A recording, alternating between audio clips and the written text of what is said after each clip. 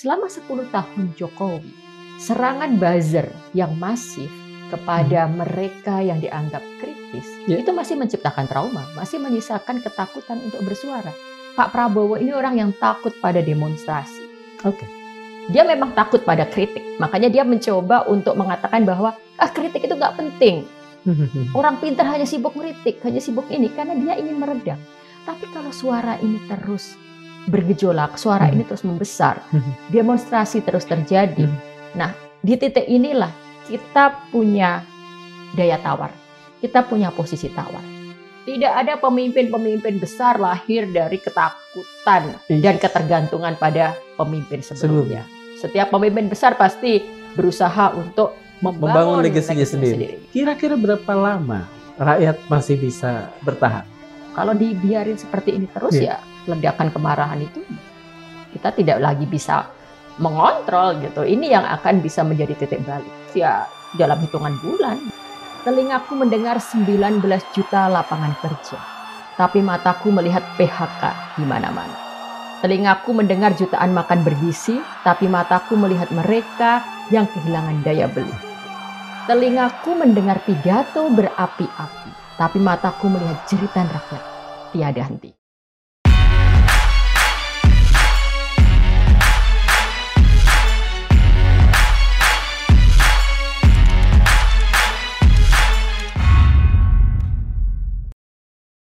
Bismillahirrahmanirrahim. Assalamualaikum warahmatullahi wabarakatuh. Sobat Madilog, selamat bertemu kembali bersama saya di Madilog Forum Keadilan TV.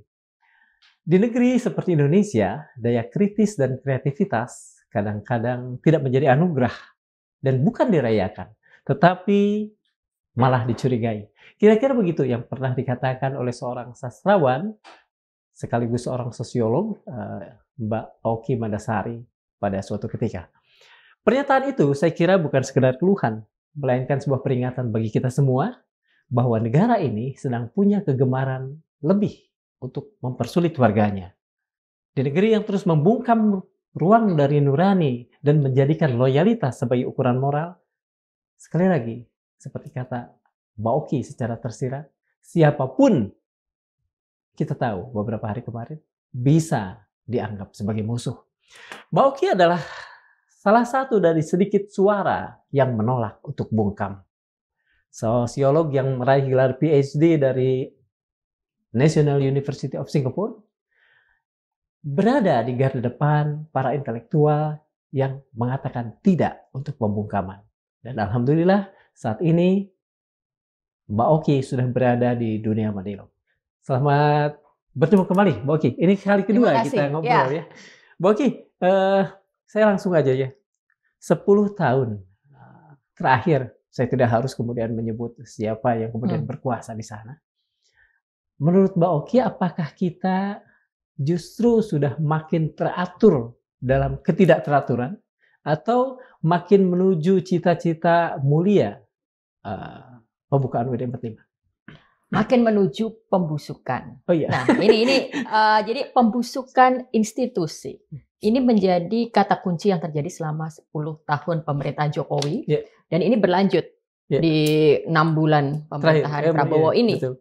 Dan ini saya juga berpijak pada pemikiran Nobel, peraih Nobel Ekonomi yang tahun lalu baru meraih Nobel Ekonomi, Acemoglu dan Robinson. Dia nulis buku Why Nations Fail.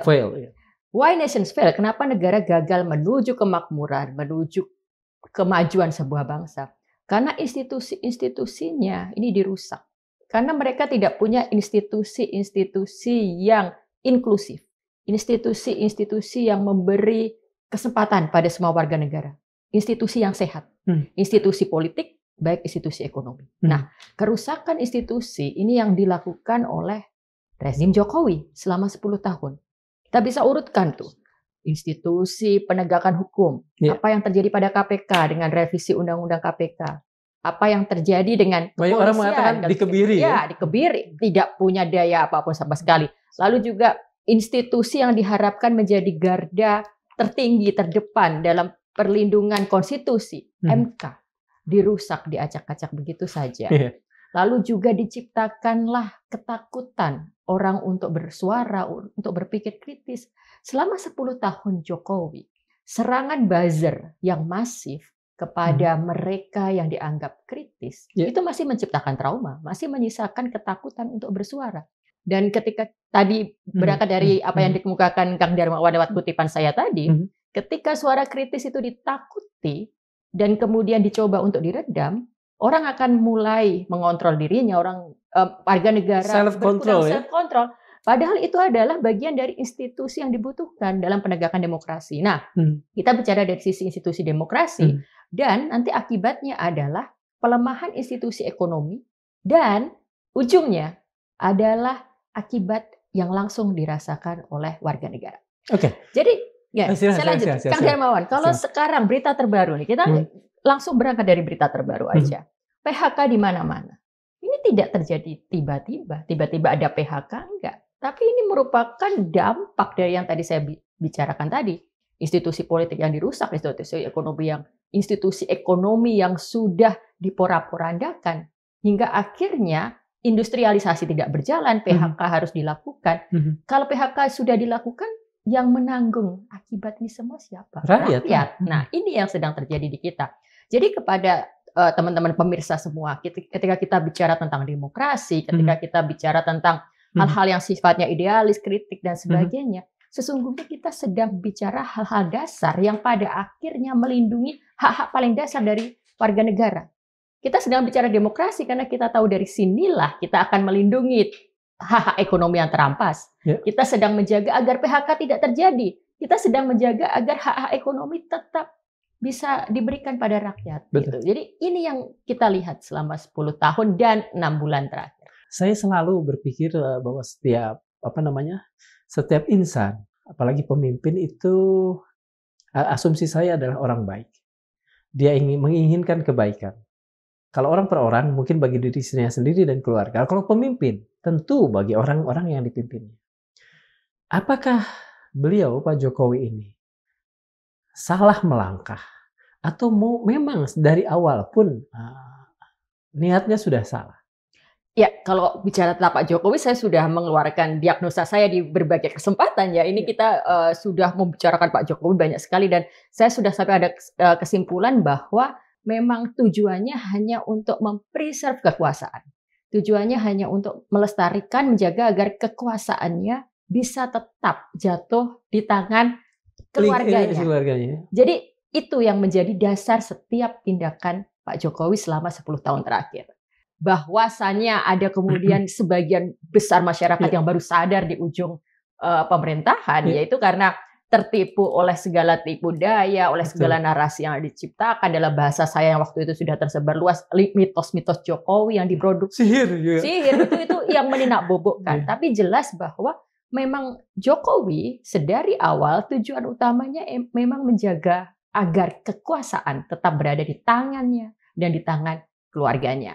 Nah, metodenya apa? Nah, ini yang kemudian dilanjutkan juga sampai Pak Prabowo ini.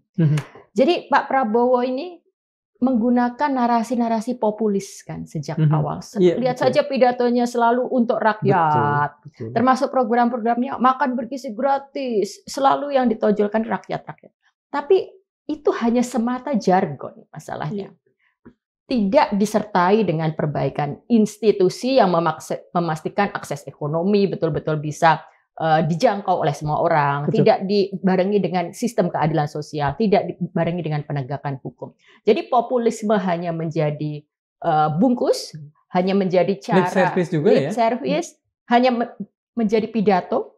Tapi pada kenyataannya sistem ekonomi yang sedang dijalankan ini, kalau lagi-lagi saya meminjam dari istilah peraih Nobel Ekonomi di buku Why Nations Fail itu tadi, ini adalah sistem ekonomi ekstraktif. Jadi ekstraktif bukan hanya sekedar kita bicara tentang tambang mengambil alam, gitu ya. Itu tidak hanya itu, tapi bagaimana ini sistem ekonomi yang hanya mementingkan kelompok-kelompok tertentu, yang tujuannya hanya memberi keuntungan pada kelompok tertentu.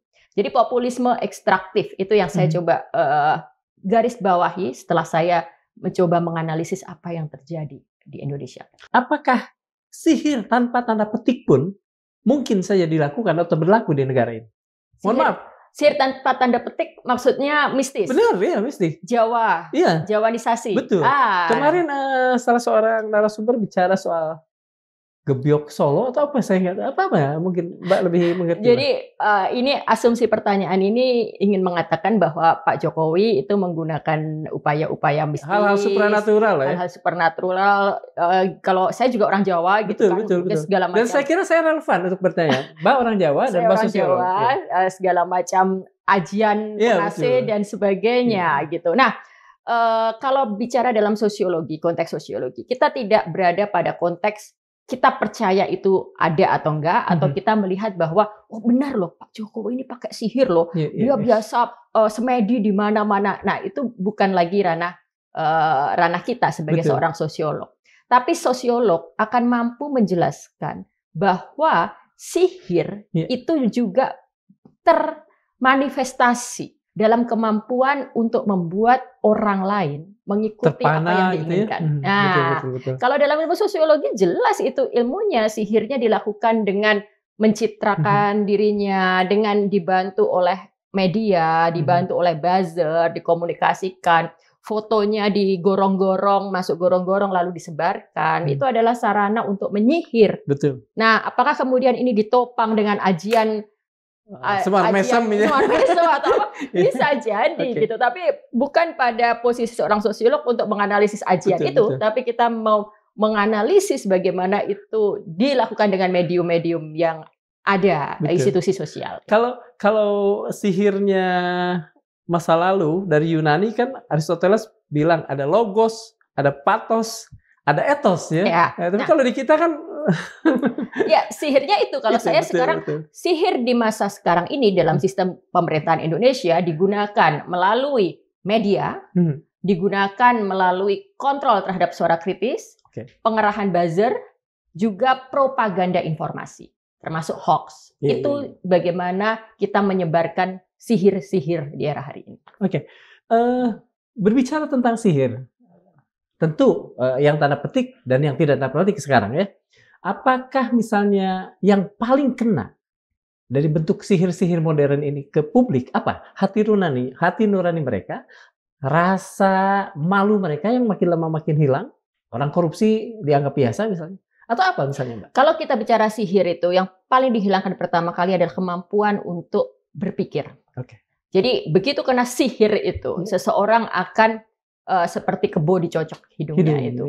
Dia akan hanyut pada narasi yang dominan, dia akan ngikut apa yang disodorkan, padahal memang itu sudah disetting. Dia tidak akan mampu punya kemampuan analitik bahwa loh kok bisa ada sebuah foto si orangnya ini subjeknya di sana sendiri di sawah kelihatannya bekerja, tapi itu tidak disetting, kan tidak mungkin kan gitu. Nah, jadi kemampuan analitis, kemampuan untuk mempertanyakan sesuatu ini yang seketika dihilangkan oleh sihir-sihir itu. Nah, jadi PR kita sekarang 10 tahun kita di sihir dan dihilangkan kemampuan kita untuk berpikir, dihilangkan kemampuan kita untuk mempertanyakan sesuatu. Kita harus melawannya hari ini. Kita harus mulai lagi melawan sisa-sisa sihir itu. Kita mulai menyadarkan, membuat siuman warga negara. Nah, ini PR besar kita. Nah, di 6 bulan Pak Jokowi ini, Pak Prabowo. Kita bicara ya. Jadi di 6 bulan Pak Prabowo ini, sihir kemudian dilakukan dengan cara yang berbeda. Pak Prabowo punya style yang agak berbeda dalam hal komunikasi publik. Jadi kita bisa melihat nih, tiba-tiba Pak Prabowo bilang, dasmu, gitu kan? Orang-orang pintar selalu mengkritik saya, gitu kan? Jadi Pak Prabowo membangun narasi anti kritik, anti intelektualisme, membuat seolah-olah kritik itu berlawanan dengan kepentingan rakyat. Jadi dia akan membuat orang yang mengkritik itu tidak suka rakyat kenyang. Orang kita mau melakukan sesuatu untuk rakyat, tapi orang pintar sibuk diskusi, omon-omon doang. Nah, itu kan selalu seperti itu cara bicaranya Pak Prabowo. Jadi Pak Prabowo sedang berusaha untuk menghipnotis masyarakat, kebanyakan masyarakat akar rumput, mayoritas warga negara Indonesia bahwa saya ini adalah seorang pemimpin yang sedang bekerja untuk membuat rakyat kenyang, membuat rakyat senang untuk kepentingan rakyat. Sudah nggak perlu ngeritik, jangan ganggu. Kritik itu nggak ada gunanya. Nah, itu yang sedang dilakukan oleh Pak Prabowo. Oke, soal tadi Mbak kan mengatakan bahwa bagaimanapun Pak Prabowo kelihatan anti intelektual juga. Sementara kita juga tidak bisa mengatakan bahwa di zaman 10 tahun kemarin itu ya sebetulnya Pak Jokowi juga kelihatan anti intelektual. Paling tidak beberapa keputusannya tidak didasarkan pada visibilisasi tadi dan sebagainya. Apakah bisa kita katakan bahwa 6 bulan terakhir ini kita menemukan bentuk lain dari anti intelektualisme rejim kemarin? Ada kelanjutan dalam hal semua kebijakan itu tidak berdasarkan akal sehat, tidak berdasarkan evidence, tidak berdasarkan bukti, tidak berdasarkan sains. Makan bergizi gratis, Kang. Itu kan sekarang sudah terlihat yang keracunan berapa angkanya. Tapi itu pun Pak Prabowo masih mengatakan yang keracunan kan hanya sekian persen. Yang masuk rumah sakit hanya angkanya segini. Padahal totalnya adalah segini gitu. Nah, itu kan dia denial. Itu kayak Stalin dong. Ketika Stalin mengatakan yang meninggal itu statistik belaka. Iya, betul. Dalam konteks ini memang statistik, apalagi ketika dipersenin. Dia bisa mengatakan hanya 0,05% yang keracunan. Tapi kemudian kita bisa mempertanyakan 0,05 itu berapa puluh orang, berapa ratus orang, dan mau 1 atau 2 orang pun bahkan itu tetap nyawa orang. Kalau kita bicara dalam konteks industri, ada sebuah pabrik bikin makanan beracun, wah penegak hukum sudah datang kan, sudah memeriksa, sudah izinnya sudah dicabut. Tapi karena ini program pemerintah, kita nggak tahu gimana harus mengoreksinya. Dan presidennya sendiri juga tidak menunjukkan kepedulian cukup, betul ya. Bagi dia, dia masih merasa bahwa programnya tidak ada masalah, bahwa hanya segelintir orang yang kena, dan bahkan bentuk anti sainsnya ini, anti intelektualnya ini, katanya yang terbaru kan dia mencoba berdalih itu keracunan karena makannya nggak pakai sendok.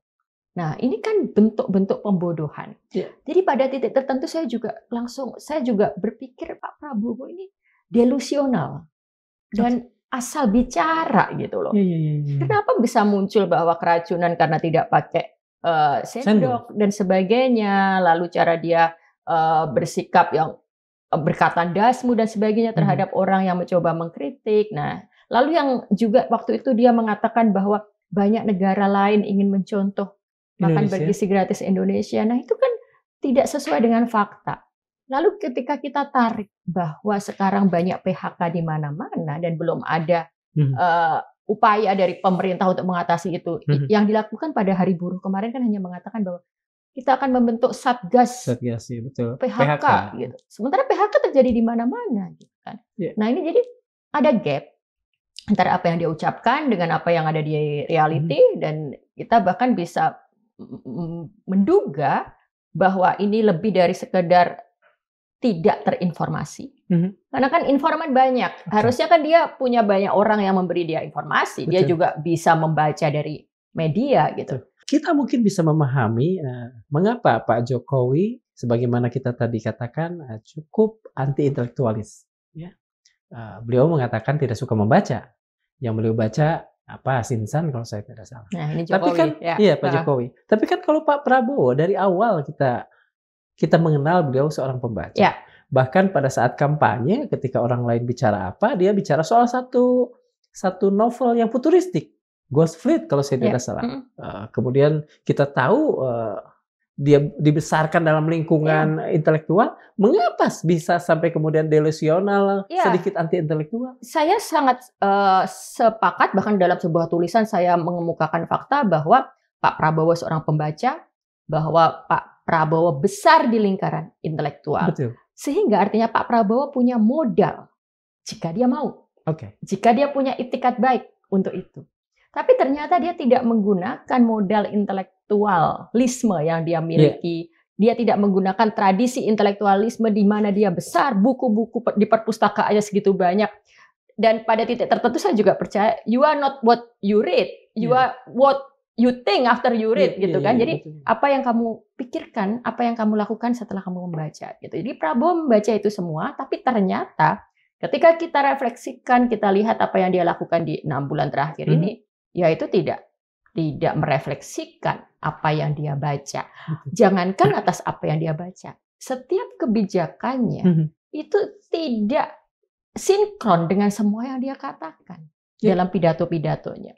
Sampai di detik kemarin pidato Pak Prabowo masih sangat seolah-olah berpihak pada kepentingan rakyat, seolah-olah berpihak pada keadilan sosial, tapi kebijakannya kan tidak. Gitu. Jadi delusional itu bisa jadi karena saya nggak tahu, nanti kita bisa lihat kenyataannya. Pertama bisa jadi karena usia. Karena orang memang sudah tidak bisa lagi mampu untuk berpikir dengan baik gitu, dan bisa jadi gitu. Tapi kan ini ranah dokter untuk menjelaskan. Tapi kalau dari ranah sosial, kita melihatnya dari luar, bisa juga karena dia menolak kebenaran informasi. Jadi dia sengaja menciptakan realita baru dalam pikirannya sendiri gitu. Dia memilih mana yang dia percaya. Dia memilih realita mana. Dan bukankah itu salah satu ciri dari post-truth kalau saya tidak salah? Iya, dia memang itu post-truth itu. Jadi kebohongan yang kemudian ditutup dengan kebohongan kemudian menjadi realita. Jadi ketika seseorang memilih untuk ini loh realita yang saya percaya, memilih bahwa ini loh yang sedang terjadi di Indonesia, semua baik-baik aja. Oh, makan bergizi gratis hanya 0,05 dan itu fine, itu nggak masalah. Ya akhirnya dia akan menumpuk lagi dengan denial, penolakan atas kebenaran dan menciptakan kebenaran yang dia percaya. Gitu. Mbak, saya ingin kembali ke satu hal yang tadi Mbak katakan bahwa secara modal Pak Prabowo punya cukup atau bahkan lebih ya. Tapi saya tadi ada garis bawahi, bahkan saya catat, yang tidak ada adalah itikat baik. Itikat, niat, betul. Itu bisa dilihat dari apa? Kebijakan. Kemarin masih ada yang berkata, ini kan masih 1 bulan, ini masih 2 bulan. Gitu. Tapi sekarang kita sudah melihat 6 bulan. Dan sebenarnya semua harapan, gini, saya orang yang saat kampanye itu cukup keras melawan paslon Prabowo Gibran tentu saja. Saya tidak mau teman-teman memilih itu. Karena ada latar belakang Mahkamah Konstitusi tadi ya. Tapi kemudian ketika mereka terpilih sebagai seorang warga negara yang realistis dan mengharapkan yang terbaik untuk Indonesia, saya agak terbesit harapan. Semoga tidak seburuk yang saya bayangkan. Betul, asumsikan sebelumnya. Ya, saya nggak apa-apa. Jadi saya dianggap salah, salahkan kamu. Ternyata dia baik, nggak apa-apa karena itu demi kebaikan. Tapi segalanya runtuh harapan saya ketika kabinet baru diumumkan.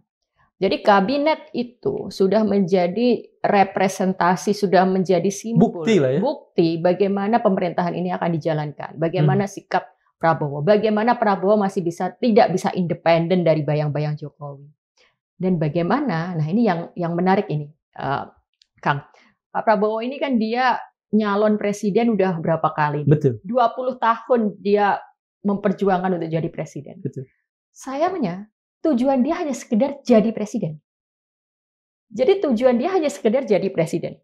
Begitu udah jadi presiden, ya dia sebenarnya tidak memimpin dengan baik. Dia tidak punya hasrat untuk betul-betul memajukan Indonesia. Nah, dalam kementeriannya, dia sebenarnya nggak peduli kan dengan kementerian-kementerian yang lain. Yang penting makan bergizi gratis. Dan itu lebih karena hasrat populisme itu tadi. Kalau Rendra nih, mengutip Rendra nih, banyak orang hanya mampu berkuasa, tapi tidak ada yang mampu memimpin. Nah, itu cerminan orang seperti itu. Dia hasratnya mau jadi presiden, itu cita-cita, dan sepertinya itu hanya untuk... Bisakah hal seperti itu? Apalagi sudah puluhan tahun sehingga mengendap menjadi satu hal yang kognitif sifatnya, kita ubah oleh rakyat dengan meminta, dengan menuntut. Bisa nggak, Mbak?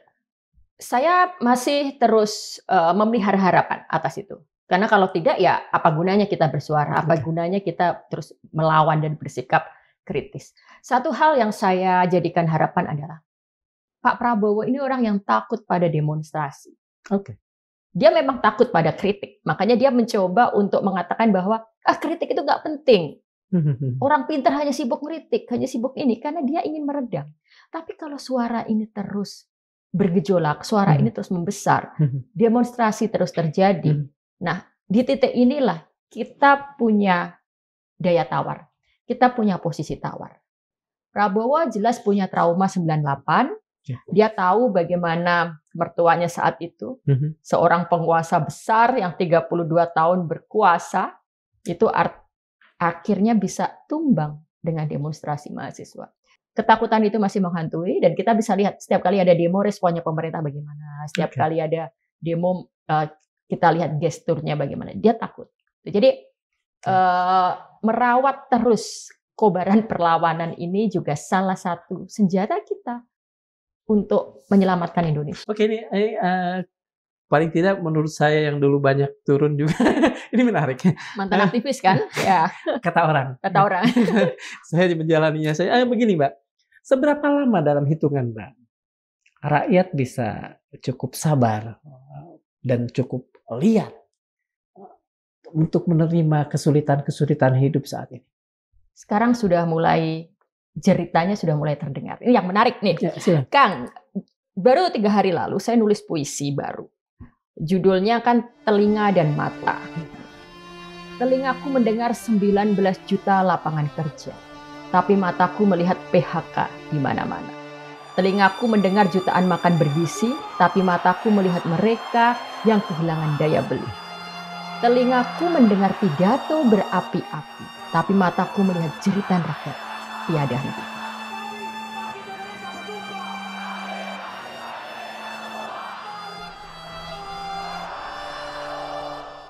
Sebuah puisi singkat, kritik sosial, dan viralnya betul-betul viral yang menurut saya saya tidak bisa membayangkan seviral itu.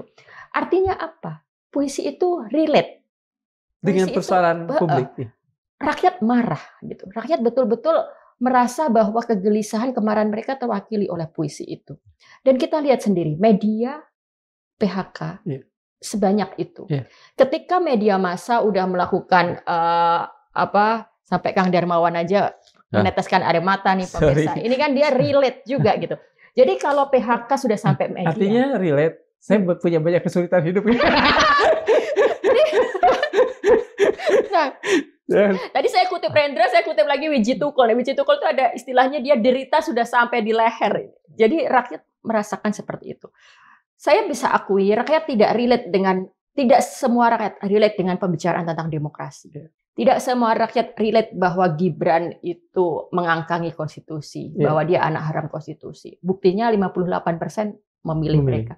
Tapi di titik ini sudah tidak ada lagi yang tidak bisa merasakan dampak ekonomi gitu loh. Semua merasakan itu. Jadi kemarahan penderitaan sedang dirasakan oleh rakyat. Semuanya gelisah, semuanya ingin ditolong, semuanya sedang mencari cara untuk keluar dari kesulitan hidup. Nah, sekarang kita lihat apa yang bisa dilakukan pemerintah gitu. Kalau dibiarin seperti ini terus ya ledakan kemarahan itu kita tidak lagi bisa mengontrol gitu. Ini yang akan bisa menjadi titik balik. Kira-kira berapa lama rakyat masih bisa lihat bertahan? Ya, berapa lama itu kuantifikasi ya. Artinya mungkin bicara bulan atau tahun betul. Ya, saya sulit untuk saya mengatakan itu ya. Tapi kalau kita melihat sekarang data terbaru Kompas kemarin, kita PHK-nya udah jobless itu sudah nomor 1 di Asia Tenggara gitu kan. Kalau ini dibiarin terus-menerus ya dalam hitungan bulan gitu. Kalau dalam kondisi ini tidak ada upaya ya gitu. Sementara Mbak melihat bahwa pemerintah sudah cukup, kurang cukup, atau sama sekali tidak bergerak untuk menutup persoalan ini? Ya sekarang sih sama sekali belum bergerak gitu loh. Jadi kita bisa lihat langkah pemerintah itu kan dari kebijakan yang dilakukan, dari statement, paling enggak statement yang jelas, tidak hanya ucapan gitu. Betul. Nah, responnya Prabowo terhadap PHK kan hanya dia mengatakan bahwa akan dibentuk Satgas PHK, tapi kita tidak tahu apa yang akan dilakukan untuk itu gitu loh. Jadi di titik ini kita sudah tahu bahwa periuk masyarakat ini sudah terganggu, dapur sudah terganggu. Ya, ini yang sebenarnya menjadi bara yang siap berkobar. Ketakutan Pak Prabowo pada demonstrasi, apakah itu ada hubungannya dengan fakta bahwa Pak Prabowo banyak merekrut aktivis? Kita nggak harus sebut namanya. Iya, itu jelas. Itu sebenarnya salah satu question udah kita akan diskusikan di kabinet, pengumuman kabinet. Kenapa Pak Prabowo merasa perlu untuk merekrut aktivis? Itu kan soal legitimasi gitu. Dia merasa bahwa aktivis mendukung, bahwa sudah tidak lagi bisa kita bicara tentang penculikan karena semua keluarga penculik sudah mendukung. Jadi selain Pak Prabowo itu mengangkat beberapa mantan aktivis di kabinet, kita tahu kan Pak Prabowo melalui Dasko itu membuat pertemuan keluarga korban penculikan. Itu dipertemukan di sebuah hotel gitu, dan itu langsung diposting juga sama Dasko. Ini sebuah gestur untuk menunjukkan, loh, kalau keluarga saja sudah menerima, berarti kan sudah selesai masalah. Lalu juga kita bisa lihat misalnya dibentuk Kementerian HAM dengan seorang menterinya aktivis HAM dari Papua pula.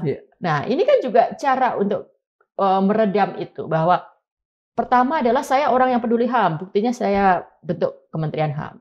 Lalu yang kedua, saya peduli pada HAM Papua, saya kasih orang Papua di situ. Jadi nanti kalau ada urusan HAM di Papua, tanyakan pada menterimu. Nah, ini kan juga salah satu bentuk ini. Belum kalau kita bicara aktivis-aktivis yang lain. Jadi ini adalah cara untuk mengamankan kekuasaan. Caranya dengan membentuk legitimasi sekaligus untuk menjinakkan, mengontrol, betul-betul dirangkul gitu. Nah, yang terbaru kan kita juga bisa lihat Pak Dasko ini. Pak Dasko ini orang yang kayaknya betul-betul operator yang bertugas di lapangan untuk menjinakkan gitu.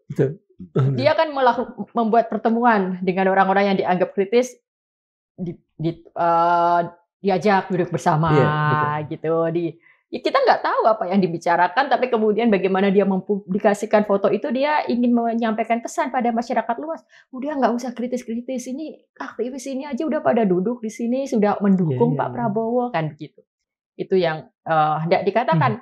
Termasuk kemarin ketika Pak Prabowo hadir di perayaan Hari Buruh. 1 Mei itu. Memang betul bahwa ini adalah pertama kali Presiden hadir setelah zaman Bung Karno. Tapi preteksnya gitu, apa yang bisa kita baca di situ, itu kan sebenarnya cara Prabowo untuk mengontrol gerakan buruh. Demo buruh yang menjadi tulang punggung dari salah satu tulang punggung dari gerakan perlawanan, dirangkul. Lalu kemudian dijinakkan, demo buruh yang seharusnya penuh dengan perjuangan keadilan sosial diubah menjadi sebuah bentuk celebration, perayaan, dengan hostnya Raffi Ahmad. Kan? Sudah moodnya sudah lain. Lalu Presiden Partai Buruh berkata 95% buruh mendukung Prabowo. Nah, ini kan juga bagian dari kontrol itu. Jadi memang strategi yang sedang dilakukan adalah mengontrol, memberi seolah-olah merangkul masyarakat, orang-orang kritis, dan itu sebenarnya bentuk dari melumpuhkan gerakan perlawanan. Nah, ini kembali ke gerakan perlawanan, Mbak. Setelah buruh, tadi presidennya mengatakan 90% buruh berada di belakang Pak Prabowo, mendukung. Kemudian aktivis, bisa juga beliau satukanlah katakan saja, lepas dari dukungan atau tidak mereka. Jadi siapa lagi yang bisa menjadi kekuatan inti dari perlawanan rakyat sebetulnya? Nah, jadi satu hal yang salah dibaca oleh misalnya Pak Dasko nih, mudah-mudahan Pak Dasko nonton nih. Ketika Pak Dasko menganggap bahwa simbol perlawanan itu masih teman saya juga Pak Rocky Gerung gitu kan, atau siapa itu yang lebih senior, Pak Jumhur, terus Pak Saganda, gitu. Salah Pak Dasko. Mungkin mereka memang tokoh oposisi, salah satu tokoh oposisi dan figur aktivis pada masanya. Tapi gerakan perlawanan hari ini itu bukan di tangan mereka. Apakah mereka yang menggerakkan demonstrasi Indonesia Gelap dan sebelumnya peringatan darurat? Bukan. Gen Z yang melakukan itu. Anak-anak mahasiswa. Anak-anak muda lintas profesi, lintas background yang turun ke jalan. Dan ini saya sebagai seorang sosiolog, fenomena yang sangat menarik. Anak Gen Z ini sudah punya karakter yang sangat berbeda dengan generasi sebelumnya. Gen Z ini bukan bicara generasi saya milenial kan, jadi setelah milenial ada Gen Z itu. Dan karakter mereka ini terinformasi dengan baik, mereka sangat tahu value-value tentang demokrasi, tentang keadilan sosial, dan mereka tidak punya trauma ketakutan. Gen Z ini bukan mereka yang tumbuh pada masa Orde Baru. Gen Z ini tumbuh di masa reformasi. Mereka terdidik dengan kritis, pikiran kritis, dan bahkan kebanyakan dari aktivis Gen Z, orang tuanya aktivis pada masa Orde Baru, gitu. Jadi meloncatnya ke Gen Z. Kalau di generasi saya, milenial, kami tumbuh di masa Orde Baru, gitu. Jadi masih merasakan trauma itu ya? Dididik dengan sistem sekolah yang hanya bacaan aja juga dipilih, dan tidak ada sosial media. Jadi sosial media itu juga berperan besar. Jadi silakan teman-teman kalau nggak percaya cek lagi gerakan peringatan darurat yang dilakukan Agustus 2024 yang akhirnya itu membuat rencana DPR untuk merevisi Undang-Undang Pilkada batal. Dan itu kan yang membuat akhirnya Kaisang tidak bisa maju karena tiba-tiba Pak Dasko dan nantinya Pak Prabowo berbalik posisi. Dia mengikuti tuntutan demo waktu itu bahwa tidak ada revisi Undang-Undang Pilkada. Padahal last minute DPR sudah mau revisi. Karena kan waktu itu ingat nggak alurnya? MK sudah bilang nggak bisa. Oh ya udah kalau nggak bisa kita revisi aja. Wah, demo turun di banyak kota. Itu salah satu demo terbesar di masa reformasi. Tidak bisa didinai, tidak bisa mengatakan bahwa itu hanya demo kecil. Enggak, itu memang demo masif besar. Saya melihat langsung, saya ada di lapangan. Nah, lalu kemudian berlanjut ke Indonesia Gelap kemarin. Nah, itu tuntutannya revisi Undang-Undang TNI dan juga merespon apa yang sedang terjadi. Tentu saja dalam dua demo ini semuanya bicara adili Jokowi. Karena kita melihat ada continuity. Ketika nggak ada accountability dari seorang pemimpin tidak dimintai pertanggungjawaban, maka kita akan menghadapi persoalan seperti ini terus. Nah, apakah Rocky Gerung yang memimpin itu? Enggak, Pak Rocky. Dengan segala hormat, Pak Rocky sangat menginspirasi. Pak Rocky mengajak kita berpikir kritis. Tapi bukan dia yang memimpin demo itu. Bukan Pak Syahganda, bukan Jumhur. Pak Hariman ya, yang lebih melegenda. Jadi dengan segala hormat gitu loh, masanya sudah selesai. Yang para senior aktivis ini, kita berhadapan dengan generasi baru. Dalam bahasa saya, inilah zaman revolusi fufu-fafa. Nah, jadi ingat nggak fufu-fafa? Ya. Jadi tidak apa-apa kita mengatakan kalaupun nanti terjadi revolusi, kita katakan revolusi fufu-fafa. Nah, dan salah satu cirinya itu adalah digerakkan oleh Gen Z, memadukan antara gerakan sosial media dengan gerakan nyata di masyarakat. Fufu-fafa itu kan dimulai dari ada Gen Z iseng ngutak-ngatik Kaskus. Apa iya seorang Pak Rocky atau seorang Kang Darmawan ngutak-ngatik Kaskus untuk mencari tahu Fufu-fafa itu siapa? Itu kan anak Gen Z yang punya kemampuan itu. Betul. Lalu kemarahan pada Kaisang sehingga akhirnya revisi Undang-Undang Pilkada itu batal.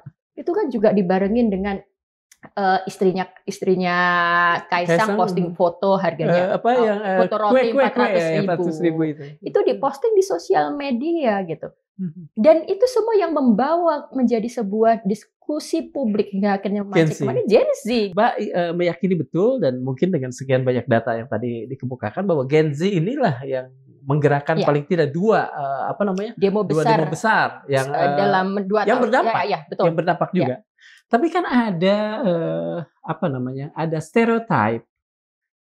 Saya misalnya pada waktu di satu tempat ketika diminta untuk melakukan mengampu satu pelatihan kepada Gen Z, dibisikin, Kang hati-hati ini Gen Z takut-takut nanti tiba-tiba mereka bahkan keluar resign dan sebagainya. Ada stereotip bahwa ini generasi yang strawberry banget, ringkih, rentan gitu. Ini bagaimana bisa memadukan persoalan ini? Di satu sisi mereka dikatakan sebagai suatu generasi yang ringkih, rentan, baper dan sebagainya. Di sisi lain ternyata ada fakta dua itu. Jadi setiap generasi punya karakternya sendiri. Betul, Gen Z adalah kelompok yang kalau kerjaannya nyebelin dikit ya kita keluar aja. Betul. Kenapa? Karena mereka melihat banyak opsi. Beda dengan generasinya Kang Darmawan, kerja di satu perusahaan sampai pensiun di situ apapun yang terjadi, gitu kan? Kalau nggak dipaksa di PHK atau ditawarin pensiun dini nggak keluar-keluar, karena yang dicari adalah mungkin security, safety. Oh udahlah udah kerja di perusahaan gitu. Dan zaman dulu mungkin PHK atau perubahan ekonomi tidak secepat ini. Zaman sekarang Gen Z merasa bahwa kerja di kantoran, kerja menjadi loyal di sebuah institusi sampai 20 tahun. Itu sesuatu yang, iya, buat apa gitu. Dunia sudah memberikan opportunity yang sedemikian besar. Bahkan mereka bisa tetap survive tanpa harus bekerja dengan orang. Nah, jadi di titik ini, cara untuk memahami potensi yang dimiliki Gen Z juga melihat bagaimana fakta sosial, politik, ekonomi, termasuk teknologi membentuk mereka. Apa yang kemudian membuat mereka berani melawan, berani demo, berani bersuara di sosial media tanpa takut. Salah satunya karena itu tadi, karena mereka tidak perlu merasa tunduk untuk kerja di satu institusi sampai nanti tua. Sebenarnya mereka lebih gagah, lebih tegar. Lebih gagah. Jadi cara kita melihat bahwa kelihatannya hati-hati mereka nanti keluar gitu. Itu bukan semata bahwa mereka punya mental stroberi yang mudah lembek, tapi itu cara mereka bersiasat di zaman ini. Dan ini juga satu titik adalah bentuk keunggulan mereka. Ini generasi yang memang nggak mudah untuk ditaklukkan. Mereka punya cara sendiri, mereka punya kepedean sendiri. Karena dunia ada di tangan mereka ibaratnya. Media, akses, mereka bisa ciptakan itu. Nah, ketika mereka outward looking mereka jauh lebih ini daripada generasi saya. Iya, betul. Tapi di sini mereka akan lebih sensitif pada kebijakan yang tidak adil. Kenapa kemarahan terhadap revisi UU KPK, revisi UU Pilkada dan privilege yang didapatkan Gibran dan Kaisang begitu kena pada mereka?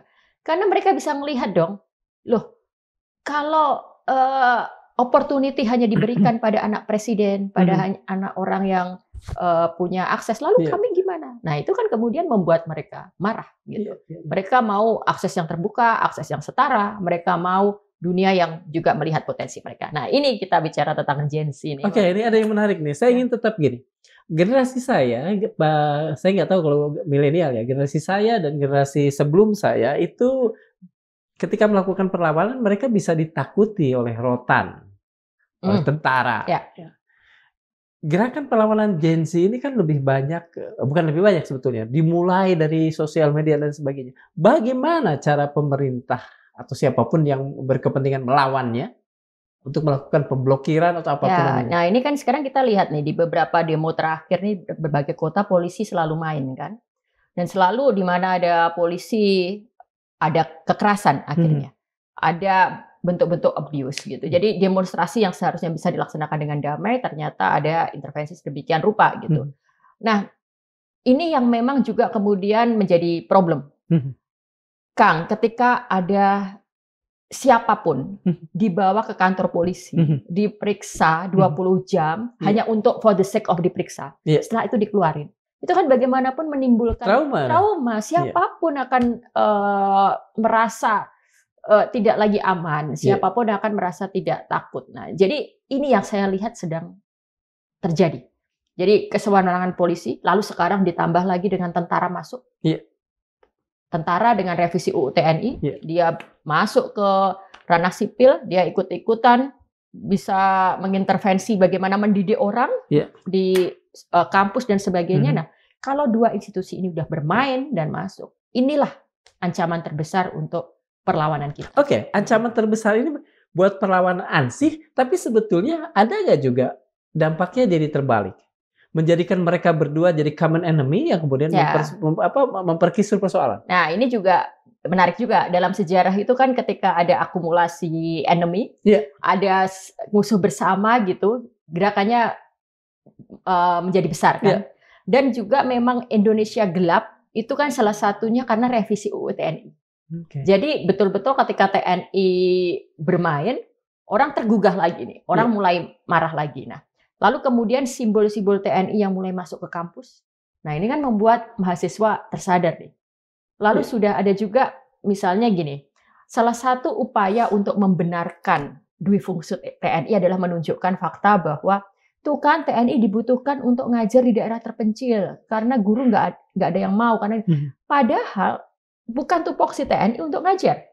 kalau seorang guru tidak mau ditempatkan di sebuah pulau di terpencil lah misalnya Melawai gitu, Mentawai. Kalau Melawai enak-enak aja ber-AC. Mentawai itu kan kadang kesajetaraannya tidak dipenuhi karena gajinya rendah begitu. Nah, tapi kalau kemudian itu sengaja dipakai bahwa ini karena dengan demikianlah tentara dibutuhkan bla bla bla. Loh, mahasiswa yang sekarang sedang sekolah guru marah dong. Iya. Para lulusan pendidikan guru yang bahkan untuk mendapatkan kerjaan saja susah. Ya mereka merasa lapak mereka diambil dong. Iya. Sekarang ini udah ada suara mereka cari kerja susah. Tentara malah kerja double. Iya. Jadi kan janjinya pemerintah 19 juta lapangan kerja tuh yang terngiang di mana-mana. Lalu kemudian ada netizen itu yang merespon ke saya, 19 juta lapangan kerja untuk TNI. Gitu. Itu kan sudah bentuk ungkapan kemarahan bahwa ternyata lapak mereka akan diambil oleh TNI, bahwa kita bisa tidak dapat job, kita tidak bisa mendapatkan akses itu. Soal kemarahan publik. Tadi Mbak mengatakan ada 2 demonstrasi besar pasca reformasi. Yang pertama soal undang-undang pilkada, yang kedua soal Indonesia gelap. Ya. Dan pada 2 demonstrasi itu ada, bukan jargon ya, ada ada tuntutan mengadili Pak Jokowi. Ya. Seberapa besar peluang kalau ini tidak dilakukan, maka kemarahan itu akan mencapai titik kulminasi? Nah, ini sebenarnya sebuah agenda besar kita dalam upaya memperbaiki Indonesia yang memang tidak mudah untuk diwujudkan ya. Mengadili Jokowi ini sebenarnya sebuah jalan kita untuk mengoreksi kebijakan-kebijakan yang salah, untuk bisa memperbaiki betul kerusakan-kerusakan institusi, pembusukan institusi yang tadi saya bilang, karena kita akan bisa membongkar itu. Sayangnya di Indonesia ini kita tidak pernah punya capability, kita tidak pernah punya kemampuan untuk mengadili seorang pemimpin. Bahkan Soeharto yang sudah dijatuhkan tahun 98 tidak pernah diadili. Itu yang menjadi kesalahan besar kita, menjadi hantu besar yang terus menghantui dan akhirnya jadi penyakit gitu. Jadi pemimpin merasa punya impunity, merasa tidak pernah punya kesalahan. Jadi mengadili Jokowi menjadi sebuah tuntutan. Kita terus menggaungkan itu, tapi memang kita harus mengakui ini fakta yang susah diwujudkan di Indonesia gitu. Ini sebuah tuntutan yang rasanya tidak mudah untuk diwujudkan di Indonesia. Nah, pada titik ini saya seorang pengamat ya, Kang ya. Jadi saya mengikuti bagaimana ada tuntutan ijazah palsu Joko Widodo gitu. Karena saya juga mau tahu, saya selalu ingin melihat apa yang terjadi dalam masyarakat. Saya pun datang ke UGM di saat dilaporkan ke kampus dan sebagainya. Saya melihat langsung orang demo dan sebagainya.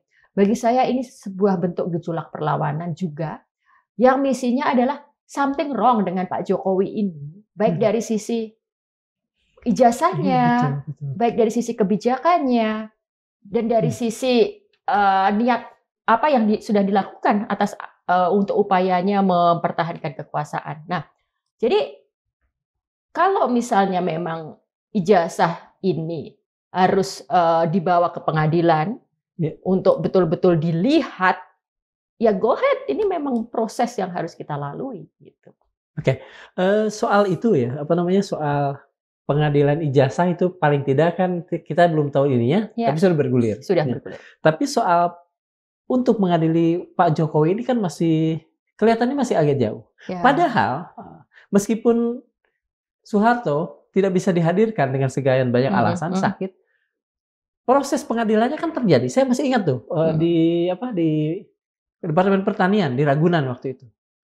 Menurut saya pertanyaan saya adalah mengapa misalnya lembaga-lembaga hukum tidak segera mencoba untuk mewujudkan itu. Iya, ini yang saya katakan bahwa harapan saya terhadap Prabowo ini juga pupus ketika dia membentuk kabinet misalnya.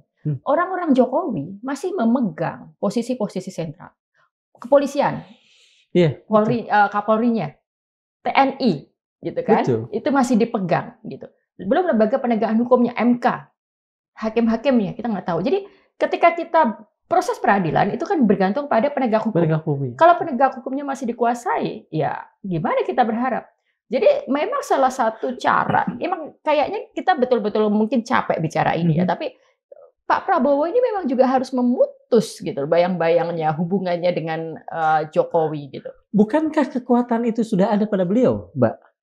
Kekuatan untuk mengeliminasi siapapun yang kemudian. Saya nggak tahu kenapa dia ketakutan dengan itu. Jadi sekarang Pak Prabowo dalam sidang kabinet terakhirnya gitu kan, ada yang bilang bahwa saya masih boneka gitu. Itu tidak benar. Ya memang dia akan berkata, masa dia bilang iya benar saya boneka. Nah, lalu di satu sisi juga ada 2 matahari dan sebagainya gitu kan didinai juga sama Pak Jokowi. Pak Prabowo ya. Tapi kita nggak akan percaya pada kata-kata itu. Kita mau melihat bukti gitu loh. Dan buktinya masih seperti itu gitu loh. Bayang-bayang Jokowi masih ada. Dan memang karena juga wakil presidennya juga masih anaknya Jokowi ini gitu kan. Tapi memang lebih dari itu sebenarnya bagaimana bisa seorang presiden dari TNI yang begitu menggebu-gebu bicara saat pidato, ternyata tak berdaya di hadapan mantan presiden sebelumnya. Setiap presiden itu seharusnya punya keinginan membangun legasinya sendiri. Ingin membangun nama besarnya, ingin lebih baik dari presiden sebelumnya. Tapi Anda tidak melihat itu? Tidak, sama sekali belum. Jadi Pak Prabowo, please prove me wrong gitu kan. Jadi buktikan bahwa ternyata saya salah gitu. Tunjukkan bahwa Anda bisa lepas dari bayang-bayang Jokowi. Dan hanya dengan demikian peradilan pada Jokowi bisa mungkin terjadi. Karena kalau enggak kayak lingkaran setan nih Kang. Kita nggak mungkin bisa mengharapkan peradilan pada Jokowi kalau presidennya sendiri masih melindungi itu. Lingkaran setan juga dalam artian begini. Kita kan juga akan melihat bahwa kalau pengadilan ini bisa dilakukan, mungkin kekuatan Pak Prabowo, mungkin juga keinginan dia untuk lebih mensejahterakan rakyat juga bisa kejadian gitu. Bisa jadi kan. Nah, dia bisa mengeliminasi hambatan-hambatan yang ada di kabinetnya sendiri kan. Sekarang dia tidak pada posisi mampu untuk mengoreksi kesalahan-kesalahan kebijakan masa lalu. Kebijakan soal utang misalnya, itu kan menjadi beban ekonomi. Dia tidak akan bisa mengoreksi kesalahan-kesalahan itu. IKN gitu misalnya, dia nggak pada posisi bisa mengoreksi kesalahan itu kalau dia ternyata masih tidak berdaya di hadapan Jokowi gitu.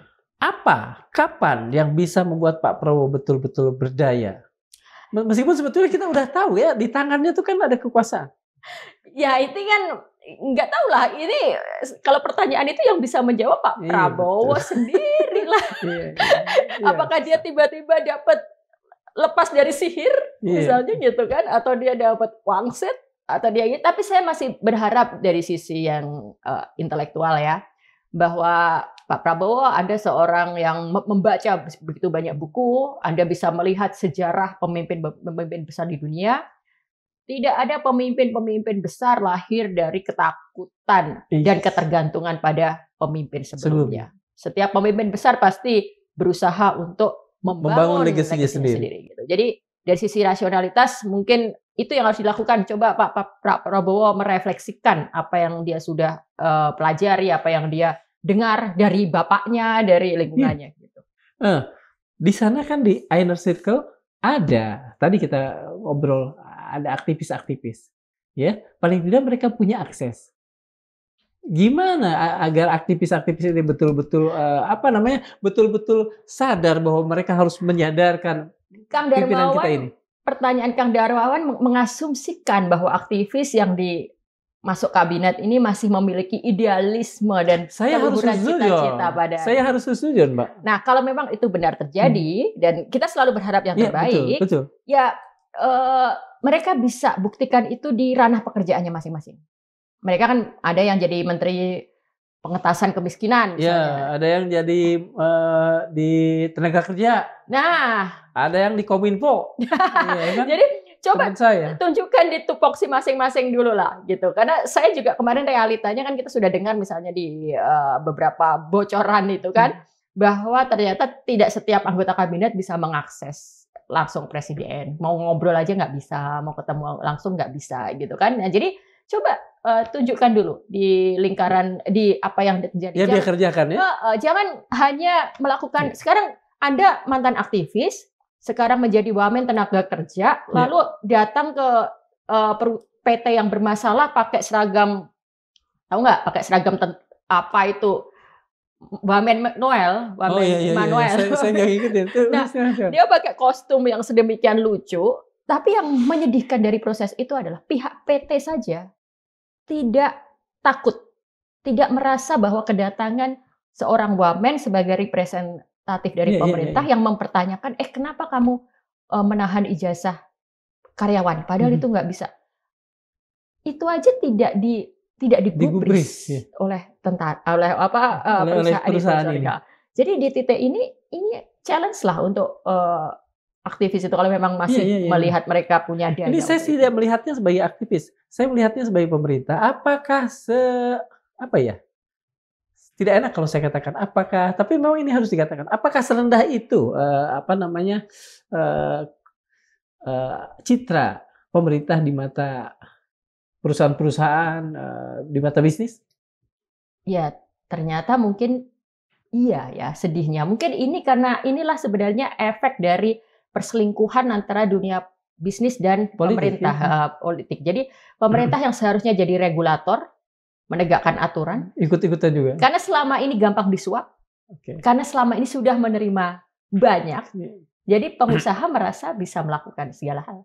Dan faktanya juga ya kita nggak munafik, banyak hal yang bisa diselesaikan dengan uang pelicin, dengan uang gitu. Jadi ketika didatengin oleh wakil pemerintah, mereka merasa alah ini kurang apa ya kemarin ya, kan gitu ya. Jadi semua ada sejarahnya juga gitu.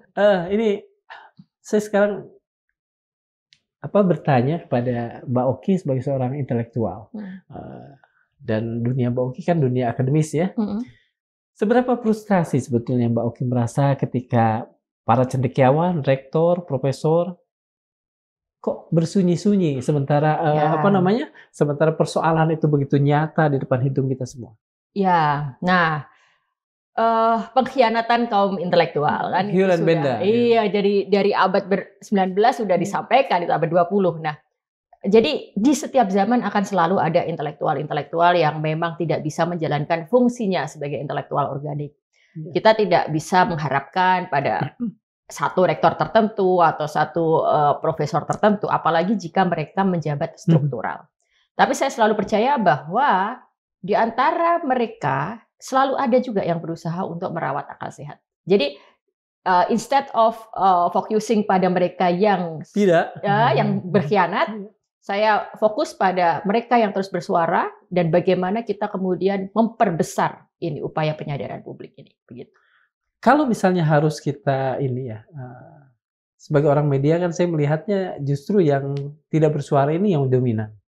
Kalau dari sisi Mbak Oki sendiri yang nyemplung di dunia itu, bagaimana sebetulnya proporsinya?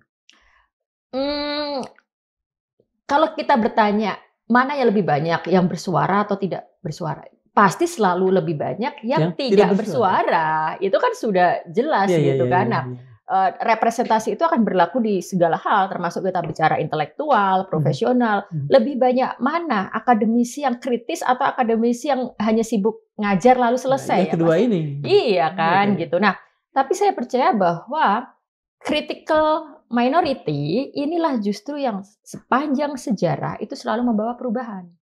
Jadi perlawanan dan perubahan itu selalu. Saya ingat Toynbee itu. Toynbee pernah ngomong gitu kalau saya nggak salah. Iya. Nah, jadi Toynbee. Iya. Tapi memang itu premis yang memang betul kita bisa pelajari gitu loh, bahwa perlawanan perubahan itu selalu dipimpin kelompok kecil yang berkesadaran. Itu sudah kuncinya. Itu juga jadi doanya Umar bin Khattab. Nah, jadikan kami bagian dari kelompok kecil. Kita sudah lintas pemikiran, lintas universe. Ini Mbak, kalau memang yang sedikit yang banyak itu diam, apakah itu mencerminkan bahwa keberanian itu memang sesuatu yang mahal? Atau gimana? Keberanian memang mahal.